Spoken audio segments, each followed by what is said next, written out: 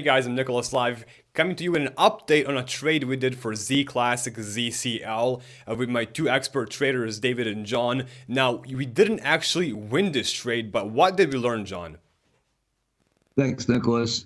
The important takeaways on this trade that is actually still going on is to understand that you think things look like they're going to make you a ton of money, and you've still got to always protect yourself and have a very clearly defined plan.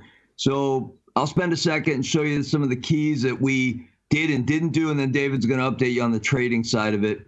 So the first thing to notice is we saw a potential pattern forming, and our teaching and our educational classes is always the highest probability trades are when you have a confirmed pattern. So we had a shoulder, we had a head. We didn't have this shoulder. There was a good story for it. We didn't have it. And as you'll see in a minute, it didn't happen. Secondly is to figure out what kind of money are you going to put in a trade like this? I mean, ZCL was trading at, 0.00002 2 months ago, and now this is the US dollar, so it was trading basically at $2, moved up to $200, and we were getting in at about $100. How much of your portfolio should you be risking on something like this? And then third is to set a stop that makes sense. And here's where the pro trader, David, helped us so much, because he said, I don't want to put the stop at 85 because they're going to almost surely come down and take that out. Everybody knows about it at the shoulder. So he put it down there at 70, and we'll walk you through what's going on. Now moving to the actual chart, that's the after. I showed you the before where you had this beautiful setup where it looked like it was going to go up this way, and it went down this way. And that is trading, folks. But if you look at the big picture, which we show you over and over, there's still a bullish story to be had here that we don't want to miss if we can do it safely. So let me change it quickly to the US dollar so we can stay consistent with our charts. And we'll walk through where we are in the trade and what we think is the best strategy if you are interested, because the fork is tomorrow.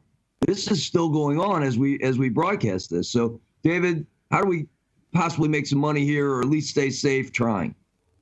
Thanks, John. I'm going to ask you to change that chart that you're looking at before you pull a snapshot of it, because you're looking at a daily chart, and what you see on that is obviously the big drop yesterday. But I think we can show it better if we see like on a shorter time frame, a 15-minute chart or something like that. We can look at the overnight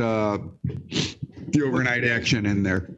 Quick review before we go: shoulder, head, and then no other shoulder, just kept dropping. And we're almost, testing that, deep low that would be, very dangerous to go below that.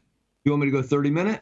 You can go 30, 15, anything shorter term. We can maybe see that overnight spike down. Yeah, so in general, 30 minutes is a great starting point, traders, to kind of get a snapshot of how things look short term. So that's a starting point. And then, David will teach you in our classes how to use 15 minutes, 5 minutes, hour, but 30 minutes is a nice universal chart that a lot of people use. Back to you, David. Right. So last night overnight, and this was happening around late night Pacific time, almost around midnight Pacific time, where it started to sell off drastically.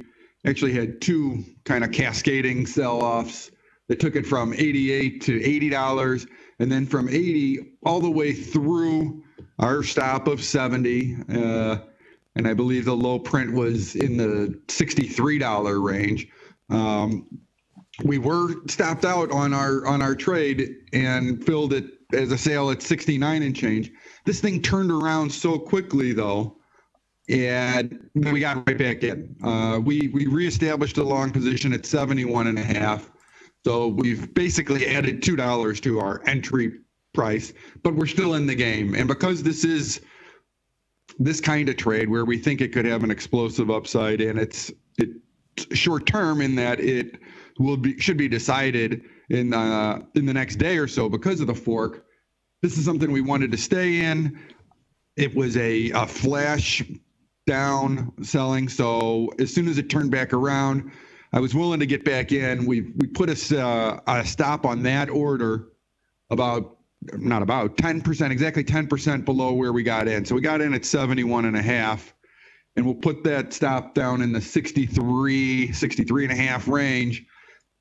And again, like we talked about yesterday, this trade, because it had such wide stops and targets, we're playing with a very small position to begin with.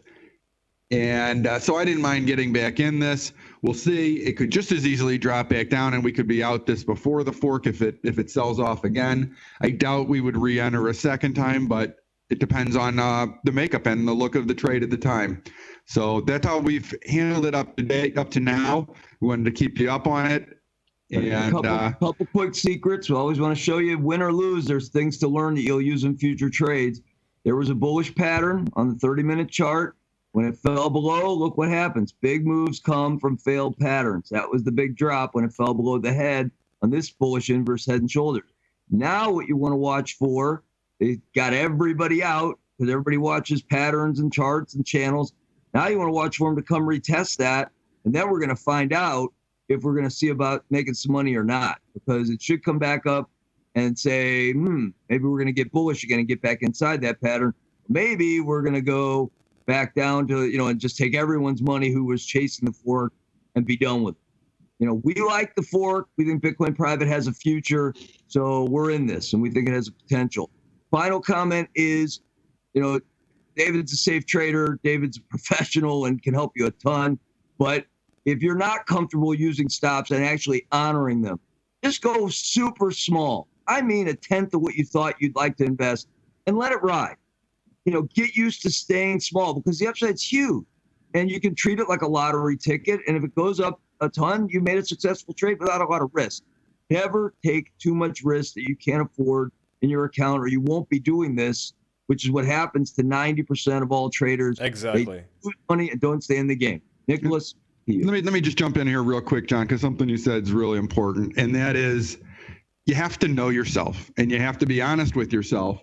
And if you are not going to honor the stop, it doesn't make any sense for you to tell yourself when you get in the trade, okay, my stop is here, because if you've proven to yourself that you're not going to sell it if it gets there. And yesterday is a good example. This thing was flying down. Okay? It would have been very easy to not take the sale. Who knows where it could have ended up. But I know myself. I know that I will honor my stops, and I know that I will honor them because I'm willing to get back in if I want. If you're not going to do it, if you're not going to be able to sell a loser, like John said, you better be playing with very, very small and be willing to lose it all, because that can happen in these positions. So know yourself and trade accordingly. That's how you win long term, folks. Yeah, Nicholas, and it's all about not doing what 90% of traders are doing. So if you can, be very strong, in the calls you do, stay with them. That's how you separate yourself and get into the top 10%. So make sure you guys, subscribe so you can follow our updates very closely, and we'll make sure to show you how we do it exactly. See you guys later.